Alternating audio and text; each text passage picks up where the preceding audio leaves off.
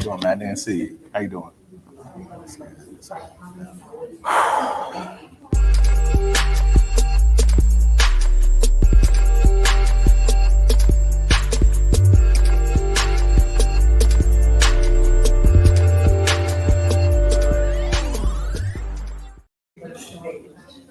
All right, we're gonna get started. Um, I wanna I wanna first thank you all for coming out. I know traffic is heavy, and so we appreciate you all for coming out. My name is Dayvon Love. I'm the Director of Public Policy for Leaders of a Beautiful Struggle. And so myself and Lawrence Grandpre, who's our Director of Research, will be providing the primary lecture tonight about the publication that will release either late this month or early next month called Fear of a Black Planet. We'll talk about, that'll be primarily what we talk about this evening. I want to first thank the Reginald F. Lewis Museum for being a gracious host. This being a partnership with the Reginald F. Lewis to provide educational programming to the community. So we're thankful for the Reginald F. Lewis for providing us space to do this here.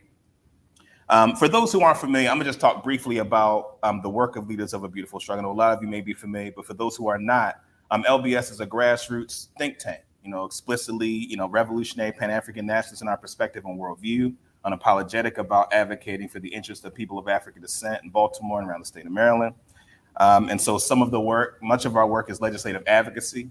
So if you've seen us, addressing issues like criminal justice, issues like the nonprofit industrial complex, and a variety of other issues that impact just all the different issues that impact Black folks. And so our primary work is legislative advocacy, but we also have been engaged in a variety of other projects, which include things like the Black Arts and Entertainment District on Pennsylvania Avenue. So anyone who's familiar with the historic cultural center that the Pennsylvania Avenue corridor was previously for Black creatives.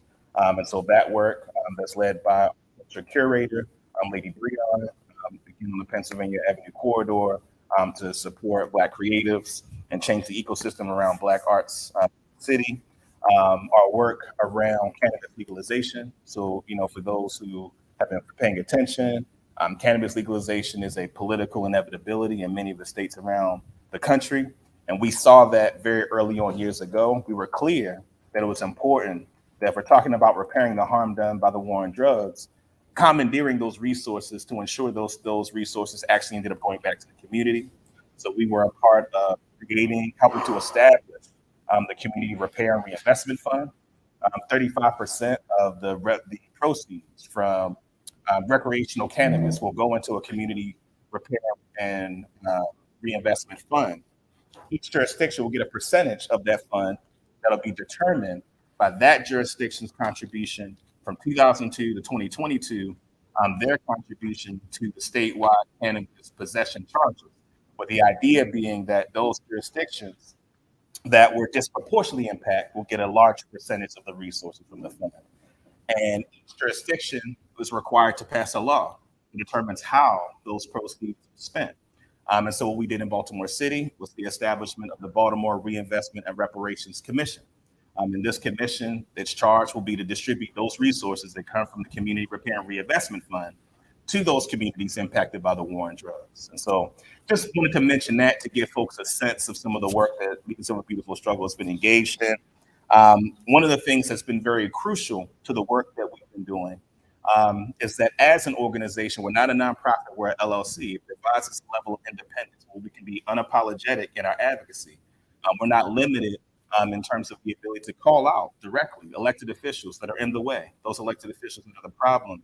We're able, because of the way that we're configured, able to be unapologetic in our advocacy. And we largely rely on the community to support us financially in order for us to maintain that level of independence so that we're not dependent on philanthropy. As many organizations that do good work happen to be dependent on philanthropy and it places limitations in terms of the kind of work they can do. So we're fortunate to be an organization in the landscape of advocacy that's able to maintain a high degree of independence and be able to say the things that unfortunately a lot of folks aren't able to say. I'll talk more about that aspect of our work later on. Before I jump into the particular talk about this publication, which you all, when you came in, there are a couple of reports, both the When Baltimore Awakes, which is something we produced back in October of 2019, and then our most recent report authored by Lawrence Grandpre, our director of research, around the decriminalization of drugs. Those two reports are a part of our, what we describe in our mission statement, our autonomous intellectual innovations. So because of our independence, there are certain kinds of intellectual arguments that we can make in certain industries and certain spaces that we think will create space for some of the kind of liberatory methodologies that are often marginalized in the mainstream. And again, I'll talk more about what that means, particularly in the context of violence prevention. But just wanted you all to avail yourself, if you have it, of those documents to give you a sense of the kind of publication that this will be, because with the Fear of a Black Planet will be similar to those two pieces that were made available at the table in the front. All right, we good? All right. So what we're going to do is Lawrence and I are going to talk for about 30 minutes, maybe 35 minutes total, and then we're just going to open it up, conversation and questions. All right, so that's the way we'll proceed. I'm going to talk about why we call the Fear of a Black Planet at the end, right? So for folks who are wondering that, I'm going to talk about that at the end. What I first want to do is just talk about basically what the publication will do. The conversations about public safety, violence, and crime are often not associated with movement activity.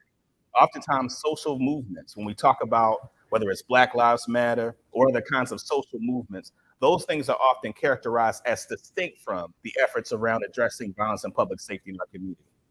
And one of the major arguments that we make is that, in fact, those two things are one and the same.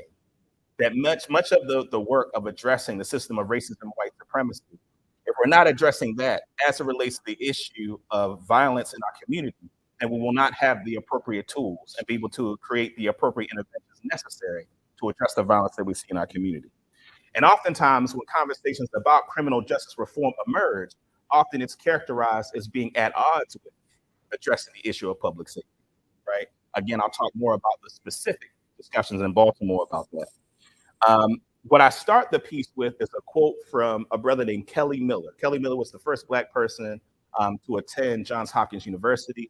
He didn't finish, he eventually became, at one point, the chair of the American Negro Academy, which is one of the earliest intellectual communities created for and by Black people in the United States. In a book he wrote in 1908 called Race Adjustments, a collection of essays. And in that, I quote him discussing a conversation that was being had at the turn of the century. In that conversation, he actually refers to a book that was written by a brother. He didn't say his name, and I think as I'd explain what the quote is, it'll become obvious why he didn't. But he talks about a Black author during the turn of the century who wrote a book. And the purpose of the book was to make the argument that emancipation actually led to a crime wave that was bad for the community. And therefore, so what he does with this, what the author does that he's referencing, he gives statistics where he says that in the North, right, which is the place where Black people are supposed to be more free than the South, he says that there are a higher number of Black people per capita who are engaged in criminality, who are incarcerated, right, whereas there are lesser number per capita in the South. What Kelly Miller does is that he basically refutes the argument made by this author that he's referencing. And there are a few things that he does to refute it. The first thing he says is that when you look at the data comparing the North to the South being a much more agricultural economy, right? And agriculture in terms of civic life, that a lot of the way that people dealt with, theft or any kinds of violence was much more vigilante.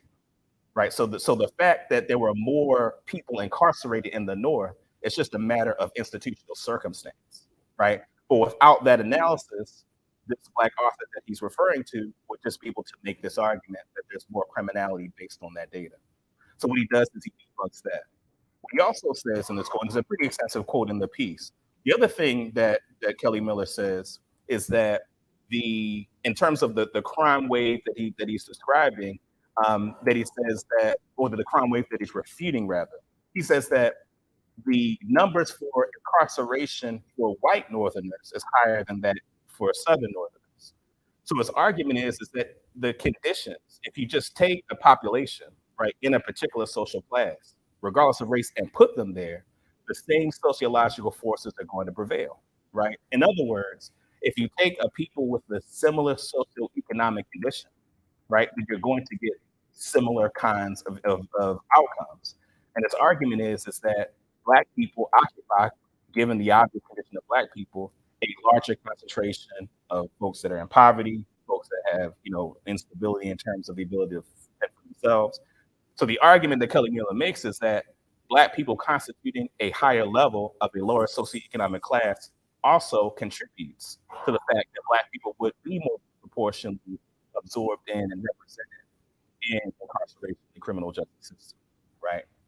I start with this quote because what this is an example of, we're talking the turn of the century, right? And so what this is an example of is the way that the issue of crime and violence was politicized for political purposes. And in that context, there were people who were advocating that the newly free, people of African descent, and that our freedom actually was something that was negative for the larger body politic of the United States. So there was a clear white supremacist political agenda using numbers, data around crime and violence to advance that perspective. So I quote that, and what I say, so I'm going to read an excerpt from it that kind of gives a sense of, what we're looking to do with this publication. The issue of violence and crime in Baltimore has been politicized in a way that serves as a proxy for political contestation around issues like gentrification, public sector spending, civil rights protections, Black political representation, and many other areas of public policy. The politicization of crime and violence is weaponized in political contexts that are deeply implicated by issues of race, and as a result, inhibit the ability for the development of policies that substantively deal with these issues. This paper will provide commentary that is aimed towards reimagining public safety and criminal justice in a way that can meaningfully address the recurring and systemic issues of violence, crime, and safety. Right. So I start with the Kelly Miller quote to say that similar to what Kelly Miller was doing at the turn of the century, this is similar in terms of what we hope to do, which is the way that violence has been weaponized in many ways as a political battering ram against people of African descent. We hope that this paper provides a similar intellectual refutation of those that will use it to undermine our quality of life as a people. So there are 5 sections. So what I'm going to do is going to talk about each section, summarize it, and then we'll go on to the discussion. So the first section is an overview of white supremacy, Black mythology, and dehumanization of violence. So it's really important, I think, for people to understand the way that societal propaganda of racism, white supremacy, and anti-Blackness are deeply seared into the collective American consciousness and the impact it has on a policy level. So I want to give 2 examples of that. The first is that one of the things that we talk about is when you look at the way that historians, traditional historians, will talk about and document Nat Turner's rebellion. Often when you read the news reports, one of the things we read some of the news reports that covered Nat Turner's rebellion, and to describe those engaged in the rebellion as deranged, bloodthirsty, pathological, right? And one of the things that, if you think about it in the context of America and the American Revolution, so the same kinds of violence that was necessary for the American Revolution is similar to what we should describe when we talk about Nat Turner's rebellion. Now, that's not something that's a commonly held understanding, right? But that should be how we understand Nat Turner's rebellion. But again, those at the time characterized it as some derangement, right? The idea of Black people taking the mark of our freedom is understood as deranged or pathological. This is the historical narrative.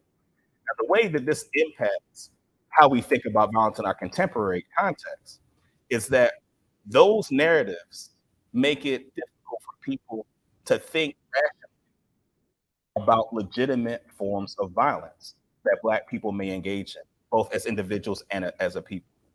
One of the things, and this is something that we delve deeper into in section 3.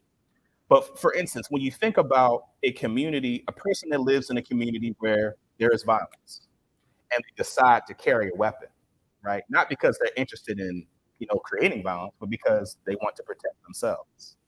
Oftentimes, that individual, in terms of the politics, the policies, and the criminal justice system, is treated the same as a person who is interested in wreaking havoc in our community, right?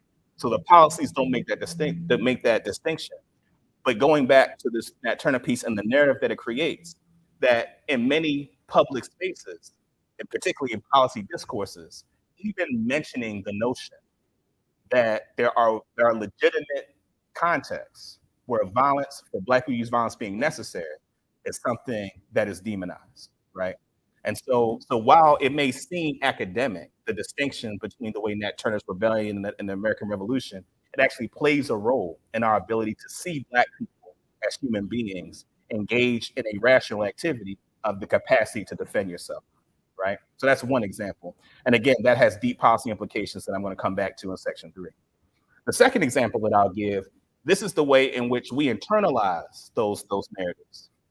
Harriet Washington, in her book Medical Apartheid, she does a section where she talks about the term crack baby, right? So if you think about the 80s and 90s, crack baby was one of those terms, along with like the welfare queen. These were terms that were used as the societal context to launch the war on drugs, to say that people of African descent are inherently criminal, pathological, etc. And so what she ultimately says in the piece is, in fact, and the idea being that children born to crack addicted mothers have an inherent propensity for crime and violence. But what is actually the case is that crack baby, there's no such medical term as crack baby, right? There's no medical basis for it. There's nothing particularly about crack cocaine that leads to any particular deformities that would not be the case for alcohol or any other kind of drug. So crack baby is a pop culture term, not a scientific medical term.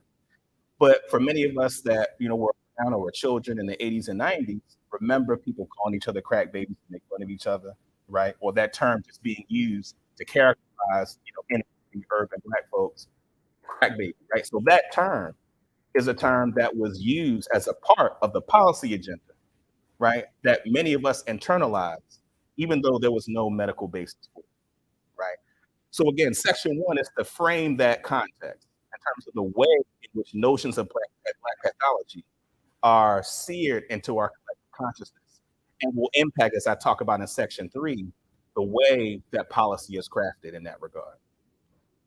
Section 2, the sociology of violence and crime. And so part of what we do in section 2 is we look at the way that the policies around addressing crime actually have certain political agendas underneath it.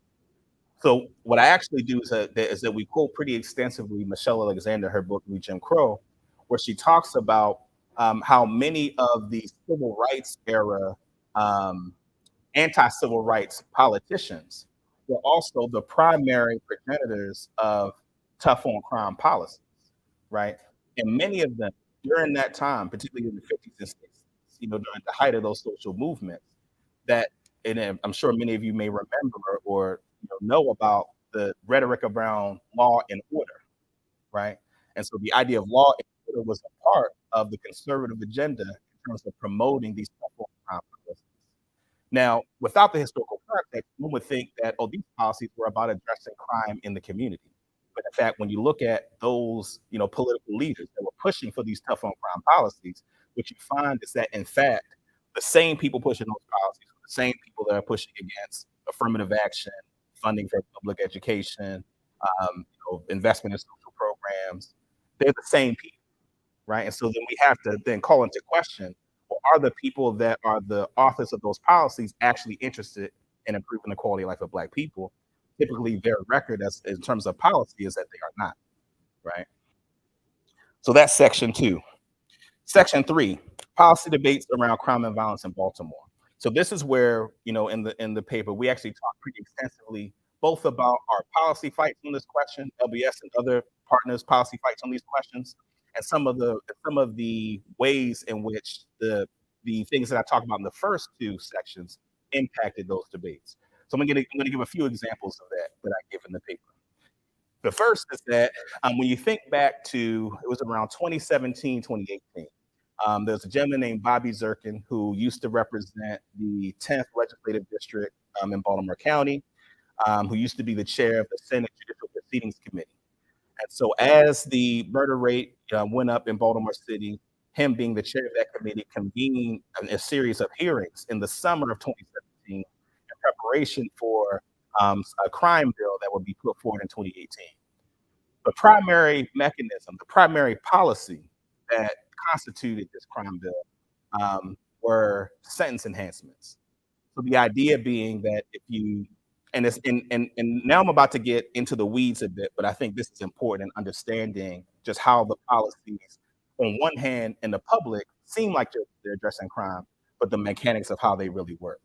So sentence enhancements. The idea is that if a person who engaged in a violent crime and has a firearm on them, there's already a 5-year mandatory minimum, right at the time.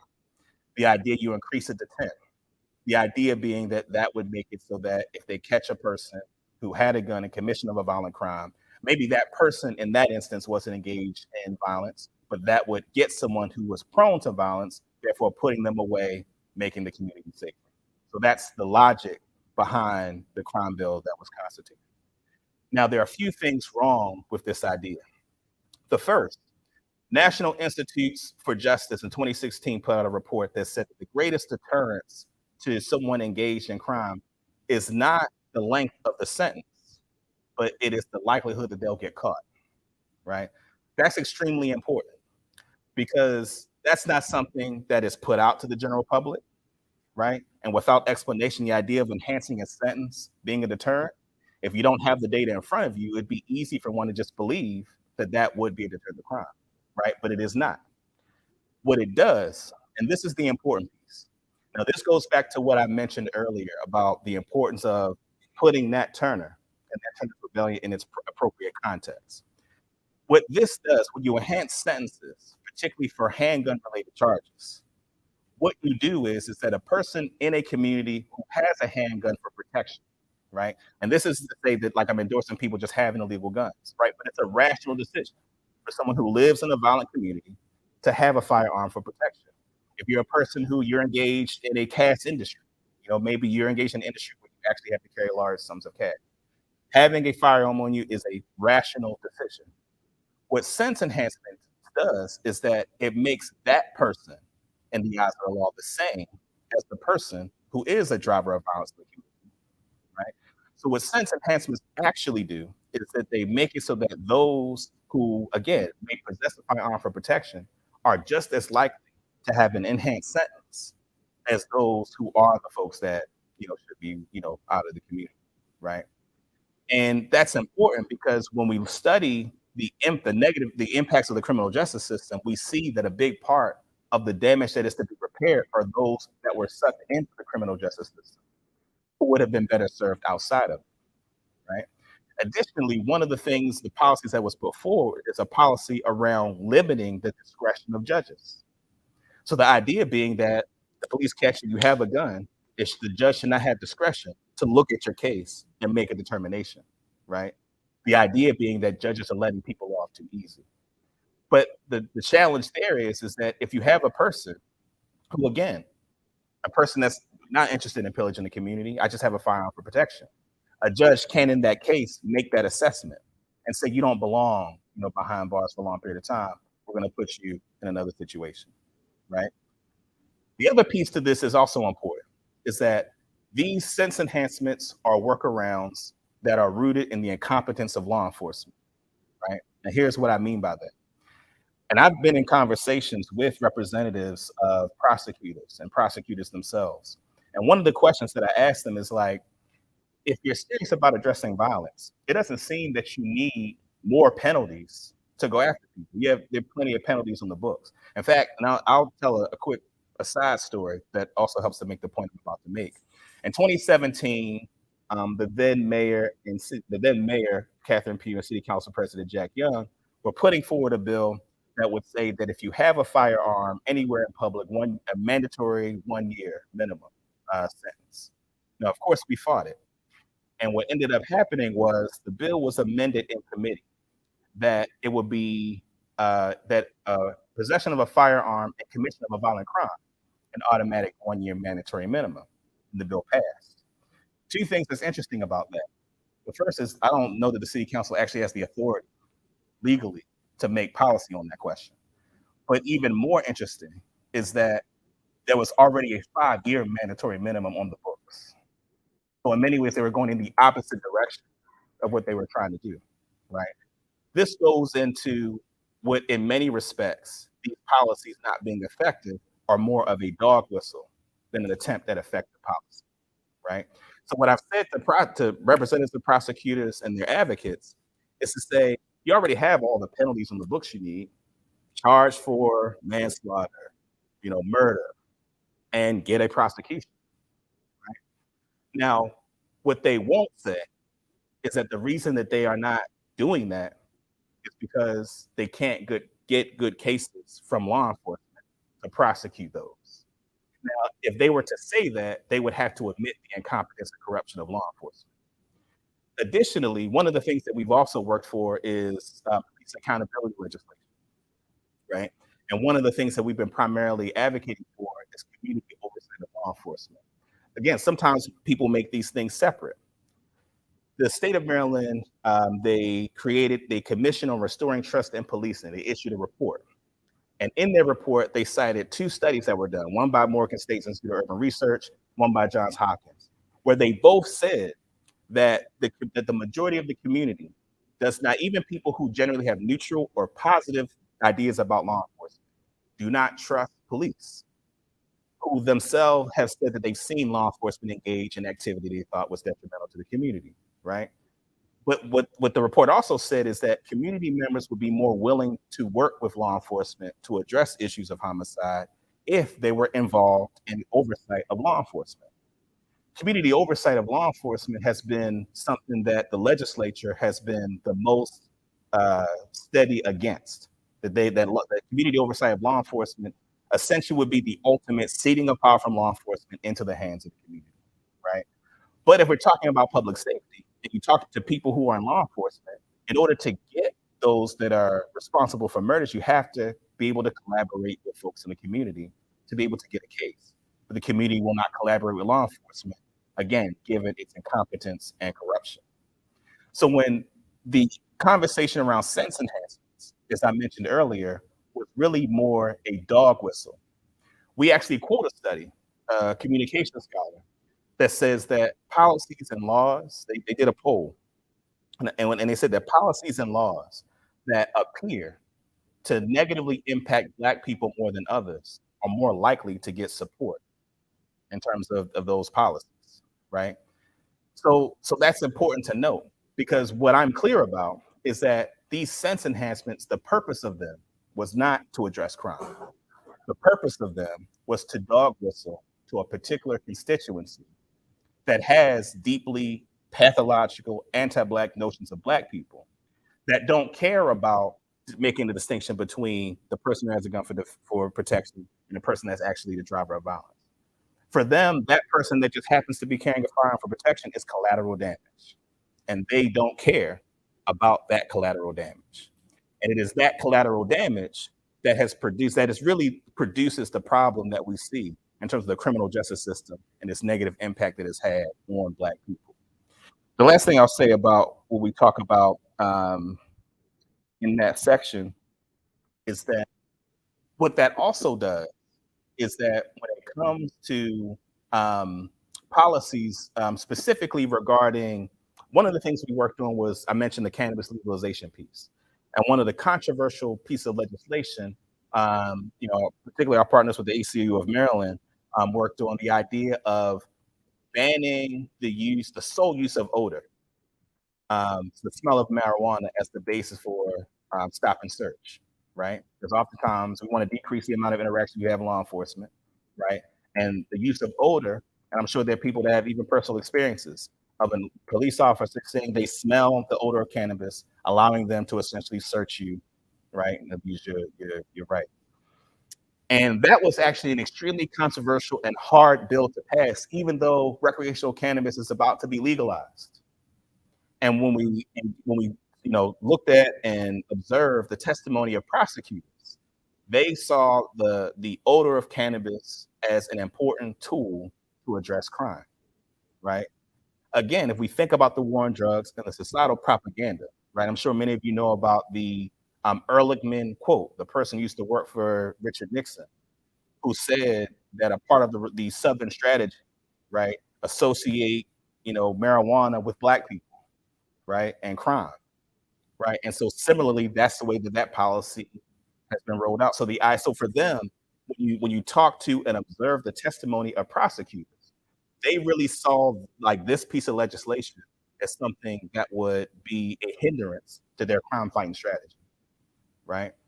Um, so again, this just goes to show again, this is more about dog whistle, right? And when you think about the constituencies that are more likely to support that kind of policy, those are constituencies that, again, carry very deeply anti-Black notions around people of African descent that are highly based in pathology. So that's section 3. Section 4, anti-Blackness, love, self-concept, and self-knowledge as the framework for anti-violence work. And what I want to do first is shout out Baltimore Brothers CBRS movement. I see some of you brothers at the front. These are folks that really are on the front lines in terms of addressing violence in our community. If you talk to any of them and their colleagues about the work they do in the community, what's central about it is the love, it's the genuine, authentic love they have for the community that they're serving. And anybody who moves in the context that they move in, one of the difference between how they're able to move and how some of the more, and Lawrence is going to talk more about some of the limitations of the public health perspective, but some of those more professionalized, nonprofit adjacent folks, right, that do anti-violence work, and I think many of them well-meaning, the difference between how they're able to move and how these brothers are able to move is that there's a way in which the community can sense the deep love and respect they have for them, right, the deep respect for their humanity that is a part of their socialization. That many people in mainstream society were socialized to see Black people as inherently inferior, right? See Black people as needing some outside intervention in order to address our condition, right? That is the assumptive logic of much of the professionalized approaches to dealing with violence in our community. And it's actually astonishing. One of the things we quote, I'm paraphrasing from Amos Wilson's book, Black on Black Violence, where he describes the phenomenon of violence in cities across the country amongst Black people as an externalization of a suicidal impulse.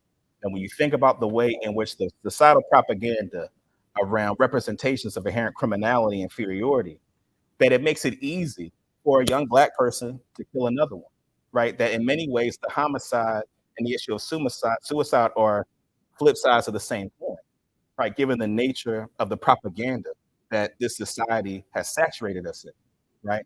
And so in many ways, when we look at the behaviors that we see in our community, and we think about the importance of understanding the system of racism and white supremacy as a part of what perpetuates that phenomenon, then we see that if we're serious about addressing the issue of violence, then we have to center it on the issue of addressing the lack of self-knowledge and love that many of our young people have for themselves. That's not something that you hear either from law enforcement or from many of the major institutions that have been tasked with dealing with violence, right? And so what I'm gonna do now is ask Lawrence to come up. Lawrence, he actually is gonna craft a very particular part of the piece that looks at the limitations of the public health approach to violence prevention. And then what I'm gonna do when he's done, finish up with just talking more in depth about the methodology and alternatives that really should get invested in as a way to deal with the issue of violence. Good evening, everybody. You hearing me good? Yeah. Okay, great. Okay, so I'm gonna try to go quick because I know we got a lot to talk about and we're gonna leave time for Q&A.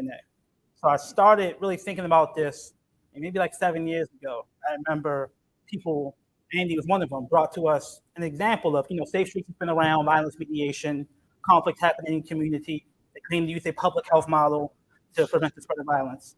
And there were actually some tales that some cops, they found drugs in one of the Safe Street offices. And the rumor, I'm not sure we've had 100% collaboration, but many people like to believe it, is that one of the officers associated with the gun trace task force was part of the people who were planting those drugs. To discredit Safe Streets, who uses people who are formerly in street organizations to mediate these conflicts. So the idea behind that is that obviously, at least how I conceived it at the time, and unfortunately I had to change my mind a little bit, we'll talk about why, is that if things like Safe Streets work, we don't value as much money to cops anymore. And that should be the reality, right? But if you look at this is not a critique of anyone doing any of the hardest work that one can do, mediating violence in the street. This is a critique of the political economy, which many of those folks are forced to operate, and the psychological, social phenomenon that codes anti-Blackness into the work those folks have to do to get money and survive, right?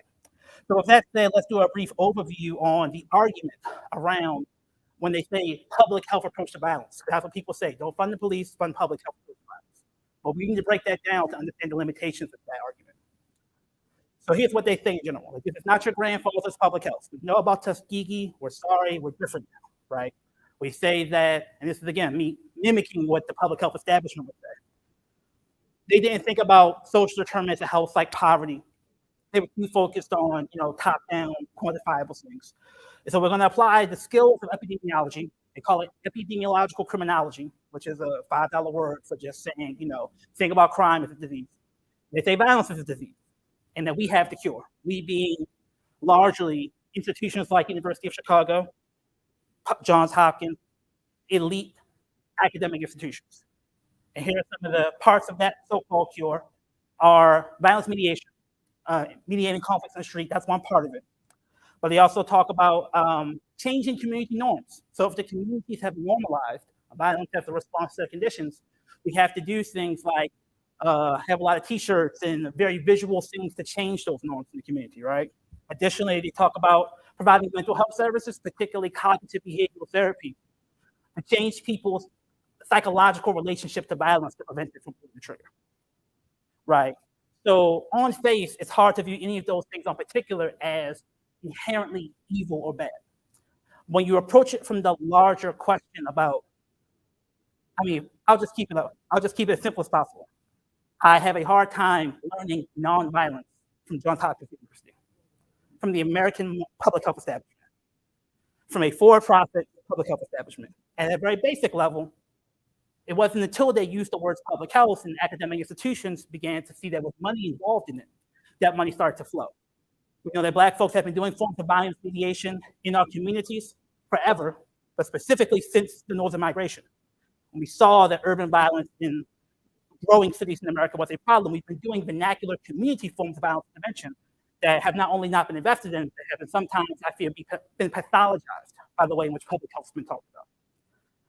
So I'm just going to read one quote, and I think many people in this room will understand this argument, but I want to make it very clear, because I think it's going to make the link I'm going to make next very clear also, is that it's not that public health hasn't thought about class, which is the typical argument. It is that it has a very intentional relationship to keeping class conditions as they are. And the institutions of public health, especially globally, are fundamentally built around this assumption. So here's a quote from Warskin and Gesso Aguilera in 2017. The rise of international trade during the 20th century, concerns about infectious disease and detrimental trade and an expanding reach of capitalist enterprise became a motivation for international cooperation on public health. During the 70s, the World Health Organization prioritized improving the distribution of health services. This horizontal vision of public health policy gained substantial support worldwide. However, during the 80s, WHO entered a chronic financial crisis, produced largely because of the frail financing of the UN. Reagan administration withheld large portions of annual dues. The pendulum swung back from the horizontal orientation to the preferred vertical interventions.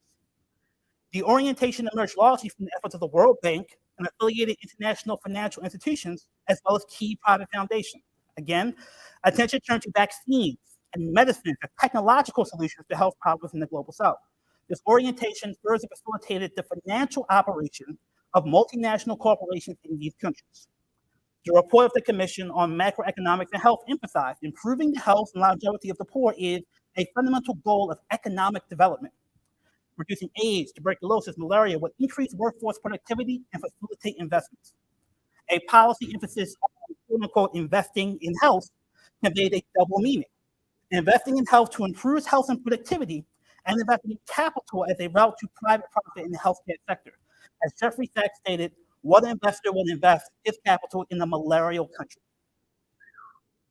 So a lot there, but think about that tension between that like horizontal public health, which is like health services, and vertical public health. One of the things that's happening is that we're having a rhetorical slippage.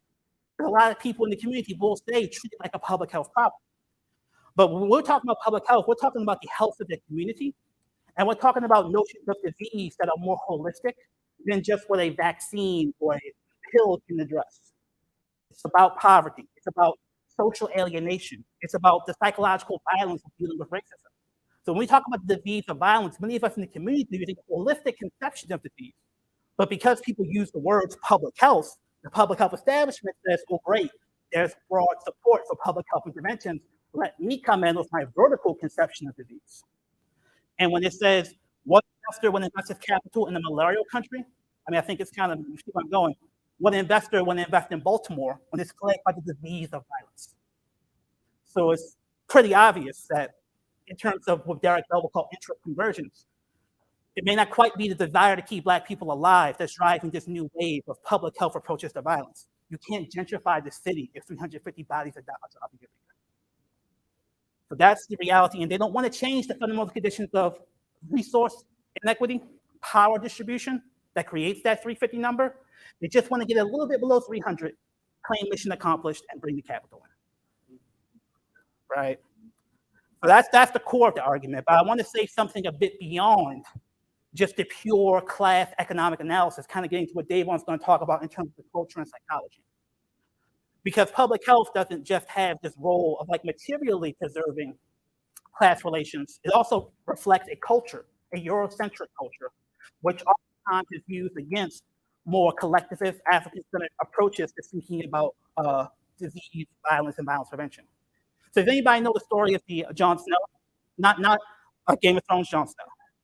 The so-called father of epidemiology, Jon Snow. So there was a cholera outbreak in London in the 19th century. A lot of people were using this the view of disease that like comes from the air. It's a miasma area of disease, like it's just the air. And he was like, no, I think it's the water. So he actually was like, it seems like I'm plotting the people who get sick, they all come from this pump. So I think you should cut the pump off, and they did, and it worked. So that is kind of seen as the moment where epidemiology became like a real science. And I think this story is really great because it's everything. You can't just look at history as objective. Cultures tell themselves stories to tell them who they are and who they should be. And the Jon Snow story is an excellent example of Eurocentric epistemology creating a hero that fits its vision of how it wants to relate to the world. Individual hero dealing with an ignorant establishment picks a strategic intervention that he can show with data. And not only does it work, it works and they don't have to spend any money or change anything. So everything about how the Jon Snow story is told, and again, this is the genesis of the new epidemiological approaches to violence, right? It's all framed through a Eurocentric narrative. In fact, the so-called father of the epidemiological theory of violence was studying tropical diseases in Africa before he came to Chicago. So this is distinct from African epistemologies, which view things such as circular time versus linear time, right? So circular time isn't just seeing time as cycles, stuff in the past can occur. It's about valuing the contributions to the past and seeing them as valuable to create a better future. While linear progressive notions of time are very much like if it came in the past, it was whack, we're always getting better, we're always improving, we can leave that stuff in the past behind.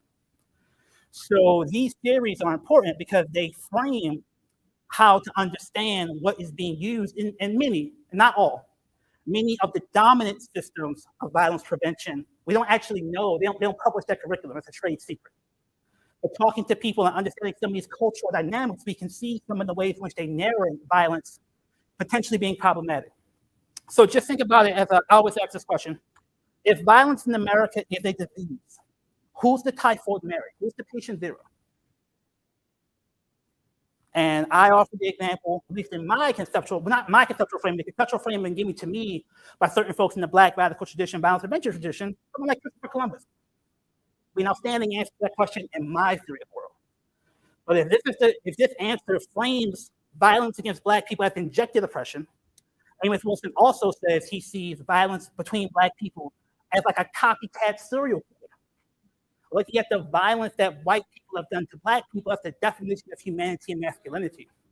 And seeing Black people to say, to get a piece of the pie, to protect my family, I have to do what they do. But if that is a theory that is used, it's not empirical, it does not isolate a germ or a particular quantifiable unit of violence they can see spreading. So it's not desirable within the Eurocentric epistemology. Also, if that's true, Hopkins can't teach that.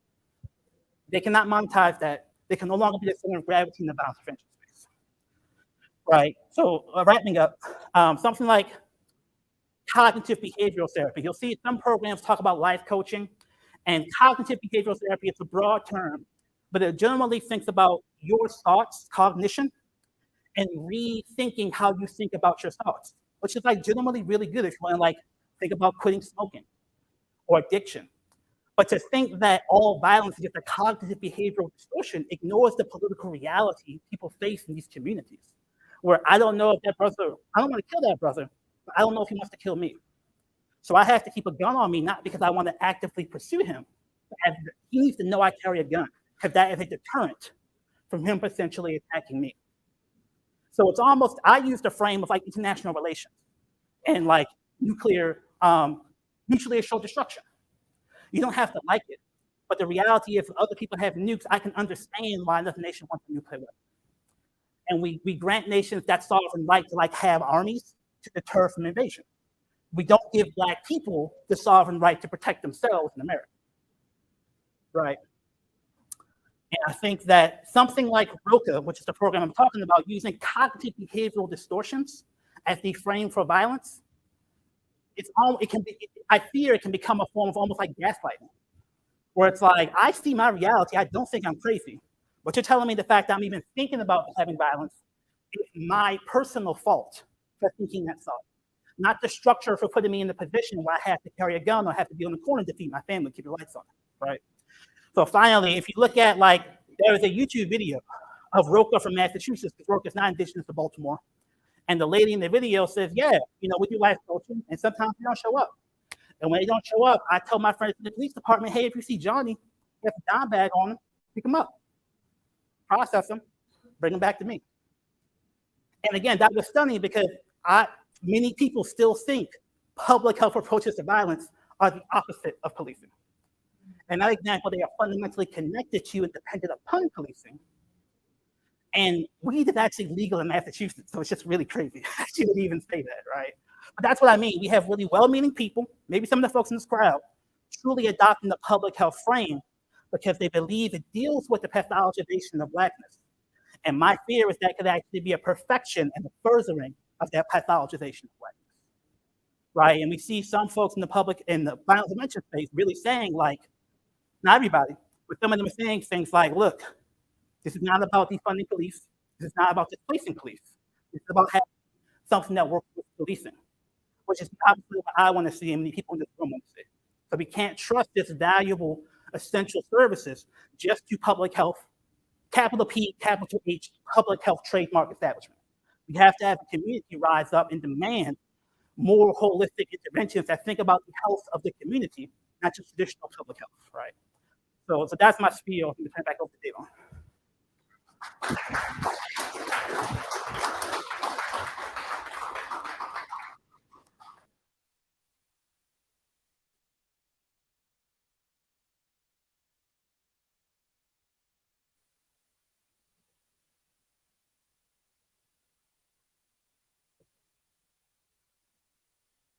I want to reiterate a particular point that he makes that I think is central, which is that there is a political economy to violence prevention in this current moment. There are people, as we've talked about, the nonprofit industrial complex, the people that profiteer off of Black people suffering, and there are major institutions that now see violence prevention as a major revenue source.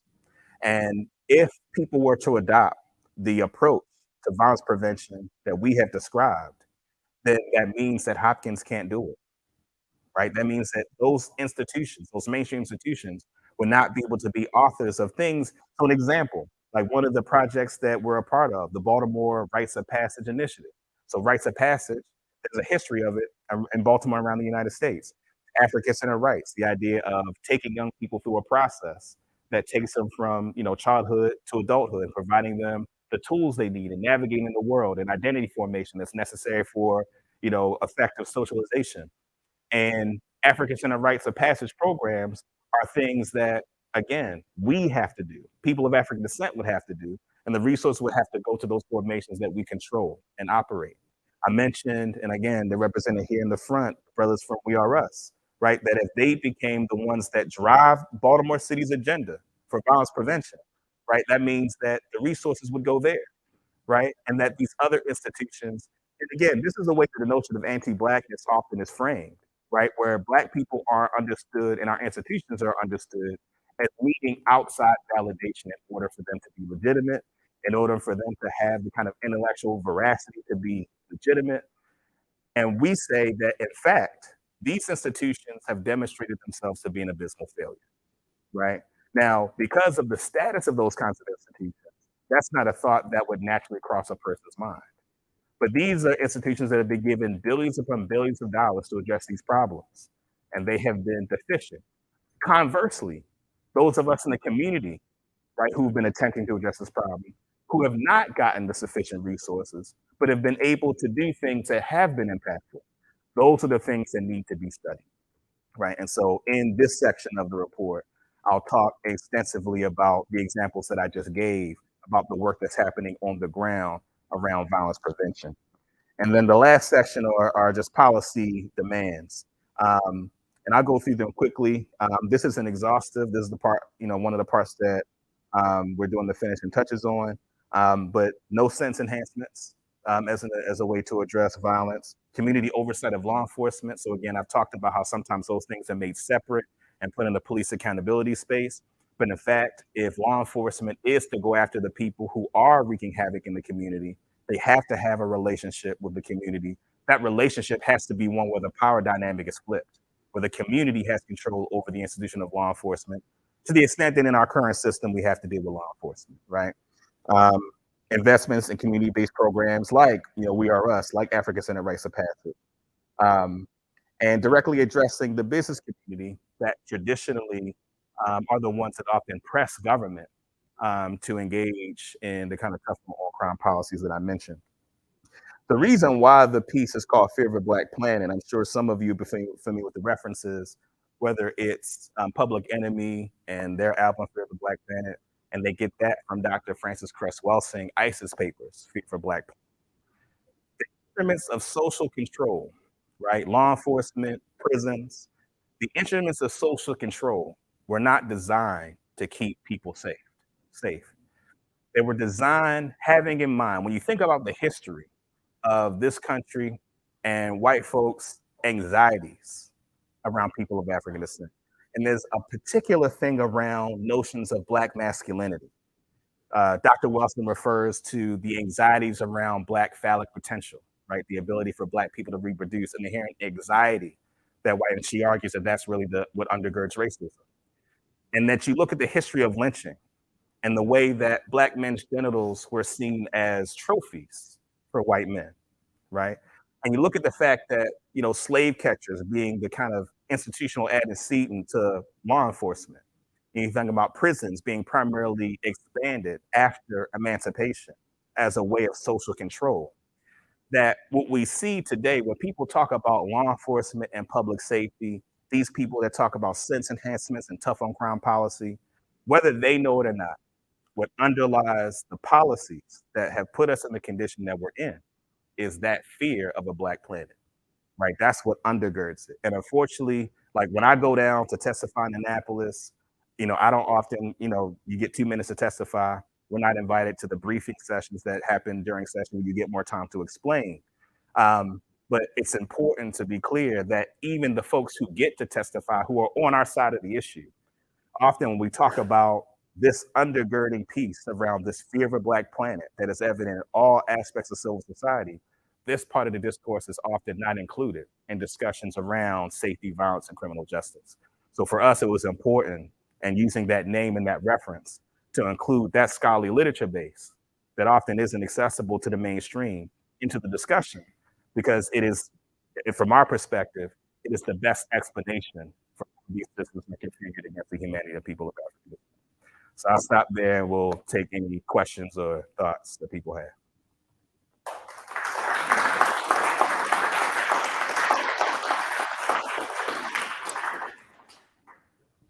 So, Ed, should people take up the mic around, or people should just be loud? Yeah, so actually, Mhm. it's a little bizarre, but this helps people on the video hear what you're saying. So it's also good to know who's talking at one time. So just raise your hand. I'll bring the mic to you. So if you have any questions, let me know. All right. Yeah, I'm just wondering, does the report explore the historical timeline of political decisions that led to the expansion of um, this, I guess, the prison institution, and thereafter all of the policies that led to continue to foster that institution? So we do some of that. So part there are a few things relevant to your question that we do. The first is that we make it clear that the police and prison system in the United States is out of step with any system kind in the history of the world. If you look at other societies, right, other societies that were just as advanced and complex did not have the level of carceral mechanisms of control that this society has. So we make it a point to make that clear, right? That many people have internalized prisons and police as like a natural, necessary part of a healthy society, and we make it clear that that's not the case. And then what we also do then is we take it from enslavement, right, in many ways as part of its underlying logic, being the kind of carceral social control perspective. And then what we do is we then go through different periods that are important in terms of policy around that.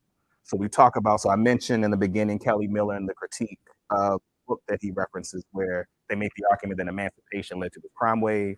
We then look at like the civil rights movement, and we look at the ways in which both the Republican strategy that I mentioned, that I think most people at this point are aware of, but also looking at the alignment between those anti-civil rights forces, right, politically, and how they contributed to that, and how for them the expansion of prison actually was beneficial to a conservative right-wing political agenda. So what we do is we start with that, but then we look at these different periods of time, again, with the point being that none of this was about making people safer, right? And that's one of the things that we hope to demystify, that history helps us to do that. Dayvon, there was a question on the live stream about Lawrence. Could you further explain the externalization of a suicidal impulse quote? So I think we both can do that. But I'll say one thing that I think is important that someone who uses African descent scholars is to counteract societal anti-Black notion that they weren't rigorous and that you can test some of the assumptions. Because that quote, we've used that quote for years. So it was a cool thing to say. People remember it. But I heard something on NPR that was basically a scholar saying that if you map the ratios of homicide to suicide within white men to Black men, they're exact inversions of each other. So the white men have 3 suicides for every homicide. Black men have 3 homicides to every suicide. So it's one of those things when you start to see things like that, you can understand the actual empirical validation of some of the hypotheses given to us from our African Center elders. And yeah, I mean, if you want to talk more about that, That's good.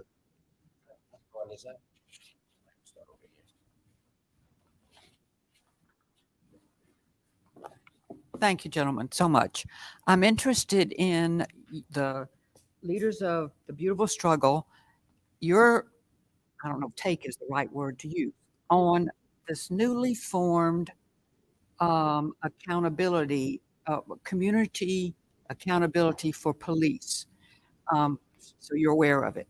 A friend of mine is one of the members on this panel of 5. That my understanding from what he has shared with us is that any complaint that's made against, this would be in the city, Baltimore policeman, they review it. They recommend or they determine what kind of discipline is to happen to that police officer.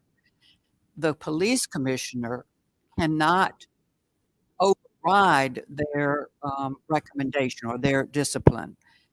He can increase it, but he can't ignore it or decrease it.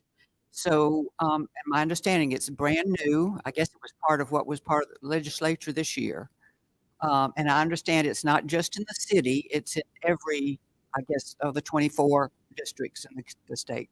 So tell me what your take on this is. How do you feel this as a way of improving the community's take on police behavior?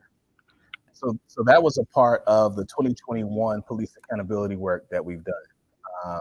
And I mentioned it a bunch when I acknowledge partners from the ACLU of Maryland that are here that we work closely with, as well as many other partners on that. I mentioned before community oversight as for us the pinnacle of police accountability work. So you have some people talking about police training, body cameras. For us, community oversight is the most important because the biggest deterrent to abuses from police officers is the ability to impact their livelihood, right? And so the ability to investigate and engage in discipline. What the legislature did was so there's community oversight. What the legislature did was not, we argue it wasn't community oversight. We argued what it was community involvement in the internal police discipline process. Better than what they had, but not community oversight. What you're describing is the legislature's described, and it's overly complex. One of our criticisms of it. Each jurisdiction has to have a police accountability board, right? So this is a board that can take public complaints about law enforcement. It has no power to investigate independently a complaint, but what it does, it gets to hear complaints from community, and they are able to place folks on the administrative charging committee. The administrative charging committee, again, every jurisdiction has it. The charging committee is responsible that when any complaint comes to about an officer, it goes to a 5-member board. Again, the police accountability board. And what we did in Baltimore City was we allowed each council person to make a recommendation that would then serve on the police accountability board, because we didn't want it to be concentrated in the mayor, because the mayor also controls the police department, so diffusing some power. So the police accountability board gets to nominate both its chair and a designee to this 5-person board. So again, what they did, we described as like community involvement in their internal process. They're still having to rely on the police department's internal they call it the Police Integrity Bureau, it used to be called Internal Affairs, but still dependent on law enforcement's investigation of it. And it's not an independent body. That disciplinary process lives within the police department's framework, which again is better than what they did in the past, but not truly giving power to the community to both determine and shape discipline and investigation of law.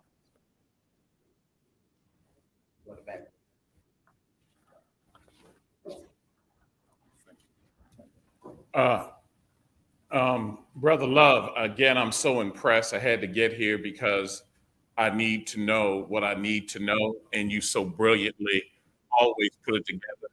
You're like our young Baltimore own W.B. Du Bois and John Heinrich Clark all rolled up in one. So we'll be looking in textbooks saying, "Did you know him?" I'm so appreciative of you setting down the policy work that we need to do to attack institutionalized racism and white supremacy as it negatively impacts our lives as Black African folk. But what I want to discuss as an educator, 2 days ago, Baltimore City Public Schools ended its school year. And what I've been horrifically seen and touches me deeply is the violent behavior of our children, of our children's parents, of our educators towards children and their parents, violent language and even violent physical behavior. So, and I really want to have a conversation with the brilliant brothers up front who do the true grassroots work of how we as Black African people can learn to speak non-violently and deal with our own interracial conflict, from talking to a neighbor, which could lead to death when something is done, how African Black men and women speak to each other violently in front of their children, which causes their children to believe that they can speak like that to other adults, and our own issues of class and gender identity, the homophobic, vile, disgusting language that comes out of churches and comes out of our own community towards other Black African people who are LGBTQ+, disparagingly called now among our own culture as the alphabet people, which is the equivalent of a slur of the N-word. What can you three brilliant young brothers and the brothers up front who deal with it every day, what can we do? Are there some basic strategies that we can take out of here on when we're in conflict with one another, whether it's in our home, in our schools, our churches, walking down the street, someone bumping into you, someone parks too close to your car, that can lead to our death, how violently we have adapted that behavior. And thank you for sharing it, that we are practicing unhealthy psychological behaviors. How can we begin to do that in our personal life? Love ourselves, and then create the policy to keep racist supremacy, white supremacy from impacting us. What can we do with how we can lovingly uplift each other and hold each other accountable? And so I want to put you on the spot. I would like one of y'all to speak to it in a moment if y'all would like. What I'll say first to what you said is two things. I will say the first is that I think the term trauma is something that's been like overused and like made a pop culture thing almost. When we talk about like people of African descent, there's a very particular kind of trauma that we have experienced as a people. And I think too often we've been kind of just muscling through it. And there are lots of kind of dysfunctional behaviors that are bound up in what has literally been our survival to just kind of get through it. There's a training that we actually did years ago, Warrior Healer Builder by the IA Institute in Atlanta, one of the best trainings I've ever taken. And what's so good about it is that it really helps for us to identify as people of African descent, like the particular ways in which our traumas impact, like how we relate to each other. It impacts like one of the best insights from it is that when we think about the dehumanization of people of African descent, one of the things that it does is that it encourages people that you can't feel good unless you're putting someone else down, right? And so we may see that in our everyday lives and just attribute it to like that's some interpersonal stuff. But in fact, when you think about the way in which white supremacy impacts our self-worth, right? The way that the thinking of putting someone else down to bring ourselves up, there's a way in which that advances the way that colonialism has injected in us notions of inferiority that cause us to see bringing other folks down, right, as a way for us to feel better about ourselves, just as one example. So I think there's a real comprehensive healing that we need as a community. Even those of us that see ourselves as highly functioning, right, and doing well, I think there's a collective healing that needs to be done in order to address that. Now, if one of y'all are interested in speaking, because the question around like what can people do in their day-to-day lives, so if there are things that y'all want to add to, what is it that you would advise, and introducing yourselves and advise people to do in that context. So anyone speak to that? Y'all had to know I was going.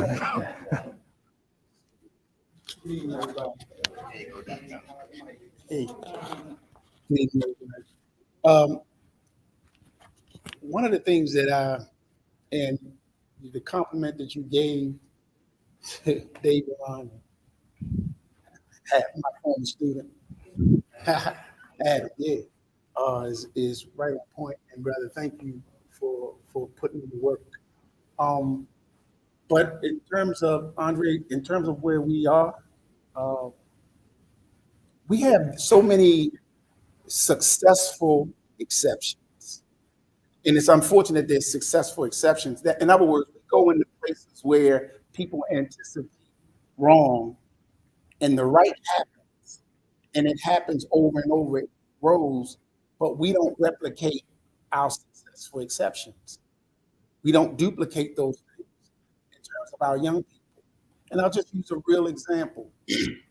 So when they started to see those young people who have been forced out for 40 years to back poverty, that didn't give up, that didn't decide not to eat food out the trash can, that didn't give up, when they decided that they wanted to address that issue for their interests, but we were smart enough to know that there would be mutual interests in the process.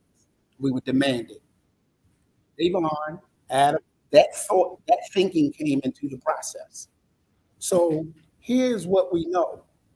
When you're trying to create cultural competence and consciousness with our young people, and I just know it over time, former student of mine, anybody that cannot treat me right can't teach me right. That's a fundamental thing. Quality connected relationship. So once I get a relationship with you, it's unfortunate that pedophiles understand it. That's why with their most devilish instinct, they try first through a relationship. They know it. But for those of us who do it righteously, you build the relationship with them and then begin to have the cultural dialogue about where we are, what we are, all of the issues, gun peace, all of those things, bringing in individuals who we don't even have to have all of the conversation. We've had to have people who have life experience, bring them into the conversation because that's what happened. We know that even youngsters who go to prison, if there's a certain person in prison that have already done the work, that person can usher them into the prison process. Quality connected relationship everywhere. So I'm saying that's what I think has to happen. That we have to love our children because they already tell you, I feel you. They don't say, I hear you, I feel you. Energy is felt. And so that's it. We just got to do that, replicate that. We're starting to see our youngsters believe in us in terms of now not squeezing to get your money, but get your money over here. You deserve to get money, but you deserve also to get some other knowledge. You deserve it because they're just trying to survive. So that's what I think has to happen. You have built a quality connected relationship and then build out through what we know. And this is the thing that we also, we are, where we don't know, we have people who know. And it's all right to step back and yield to people who know what you don't know. Right? And you can get that to my kid, my youngster. If they believe in me, I'll say, give them a pass. Let them talk to you. They would say, let them talk to you, y'all. Okay. All right. What's up, y'all? Somebody got to usher you into the hearts. Whoever have already ushered themselves into the hearts of our children, if you don't know them, they can usher you into their heart. Thanks, Doc. Thank you. First and foremost, I want to thank his brother Lawrence, right? Brother Dayvon and brother Adam. These brothers are powerful. Can we give them some love? Word is bond. Yeah.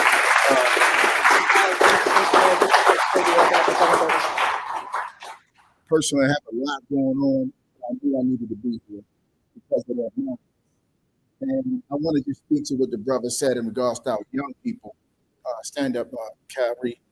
So he's one of our leaders, one of our graduates. Turn around so the people can see. And yeah. Come here real quick. Come here, Bilal. Turn around. I want them to see the shirts. And he mentioned Baltimore Brothers.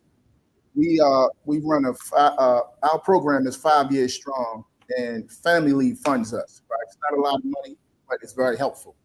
We can't buy food with the money they give us. We can't use transportation. You can't use them funds, right? But I have to leaders of Beautiful Struggle. Dayvon and them made sure that we got the assistance we need. I want to say 2 years ago, just to keep the program running, right? Now, we pick our young men up. We bring them to our program. It's after school. He lives in McCullough Homes. So he's right in the trenches with the guns and the drugs. And you know about McCullough Homes, the average salary is about $13,000, right? And nobody can live on that. He got a bunch of brothers and sisters, but his parents love him, and they love how we handle him, if you hear that. So we just had 47 graduates. If you go on our page, you'll see it. No media. We invited them out, and we don't normally do that. But nobody came to watch 47 young black men in an after-school program, not on a weekend, after school. And the reason why they keep coming, yeah, we pick them up, but they love how we treat them. So it's to answer brother point, to brother question or what he brilliantly said, and Doc as well. If you make your program attractive, right? And attractive only means that he know I love him. He know I care about him. I help him. He know I don't tolerate foolishness. He understand discipline and structure. He understand that I'm gonna reward him, but he also understands there's gonna be consequences with the reward if he don't perform well. But they just represent love. So what do we tell the young brothers while we doing this program? What do we tell you? Say it one more time. What do we, yeah, that's okay. What do we tell y'all why y'all in our program? What do we tell y'all? They tell us because they love us. Is it true? Yes. How you know it's true?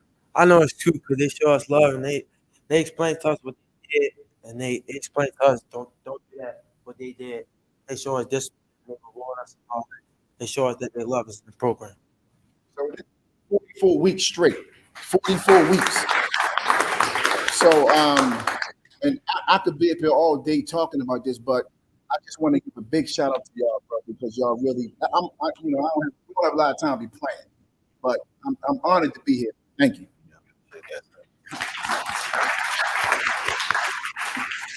We probably only actually have time for one more question because we didn't know we don't. So let's do two. Let's do the sister yellow and then we'll come over here. In fact, you'll ask your question and then you pass it, do them all together. No, go ahead. Okay, well, I would just like to say this is fabulous.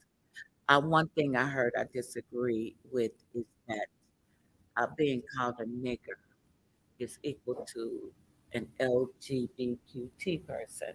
I disagree with that wholly. I just wanted to add that. But I wanted to also say, I wanted to know, do you go outside? Is it just Baltimore? I'm from DC, but I love a lot of the programs that are going on in Baltimore. And I wanted to come over today, but I wanted to know, I know I don't have to be a Baltimore because I called and given that information, but would you be expanding ideas or is it just the work you're going to be doing concentrated in Baltimore only? You mind taking them over?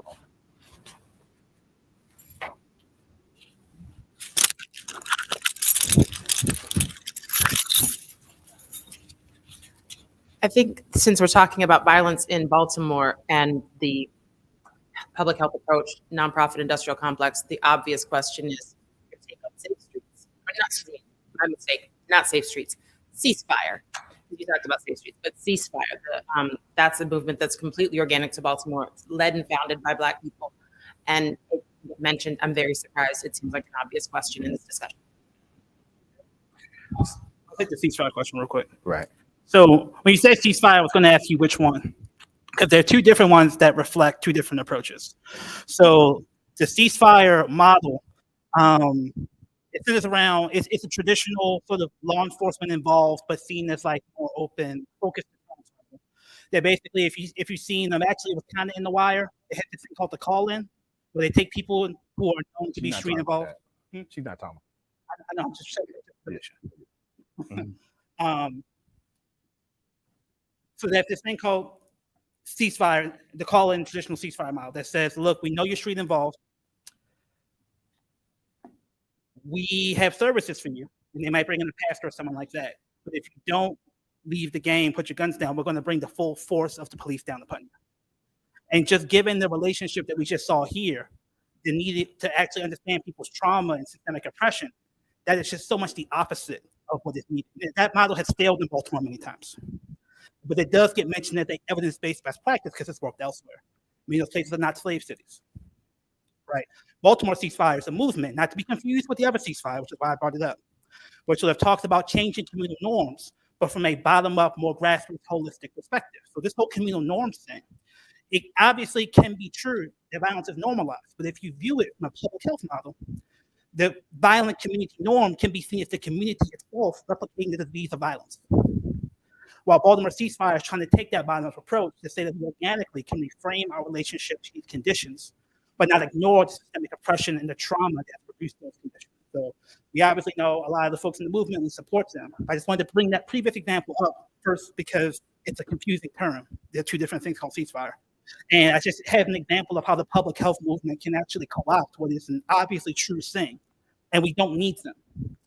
Without them, even though I know some people with Baltimore C5 might use the word public health, when the top-down institutions come in, that's when the co-option becomes possible.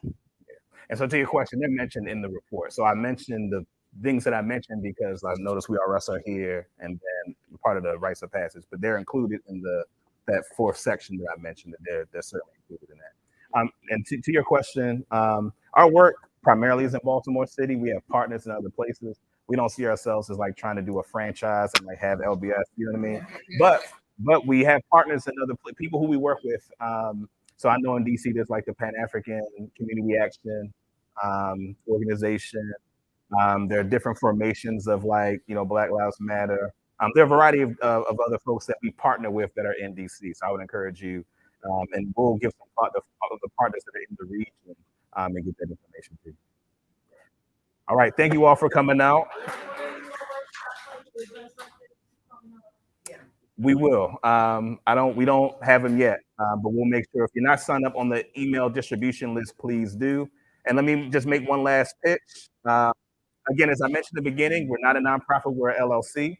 The majority of our resources doesn't come from philanthropy. A large chunk of it comes from supporting our organization by being sustainers. lbsbaltimore.com. That allows you to become a sustainer of our organization. That helps. We're at about 500 people that give us monthly, and we're trying to expand that so we can do even more. And then the last thing I'll say, if you can't contribute financially, join our email listserv. It allows our political advocacy to be effective. We send out action alerts, people contacting their legislature or the public officials who we're targeting. That's been extremely helpful. So again, if you can't contribute financially, please go and join our list and do that. Rachel, do you want to say something about the museum? Say something close. Okay.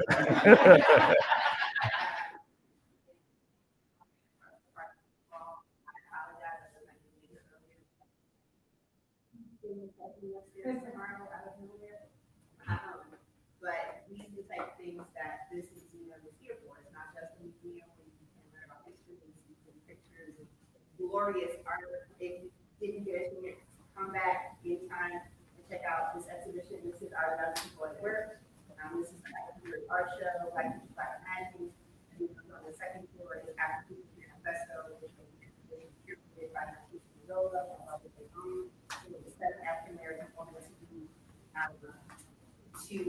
asked to curate an exhibition for the display in the alleys. But yeah, it's dope stuff, and I look forward to what we do.